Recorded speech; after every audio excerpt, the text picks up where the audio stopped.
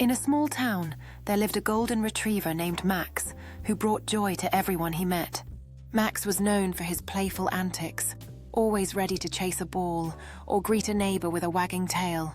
Every day, he would help an elderly man named Mr. Thompson, offering him companionship on lonely afternoons and reminding everyone that love and loyalty can make any day brighter.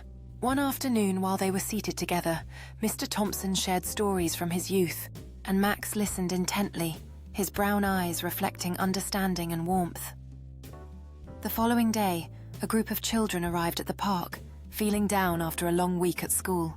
Recognizing their sadness, as the sun rose higher, Max continued to play with the children, becoming the center of their world that day.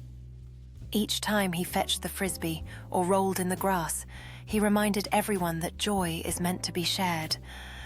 The laughter echoed through the park, bringing smiles not only to the children, but also to onlookers who realized that the smallest acts of kindness could uplift an entire community.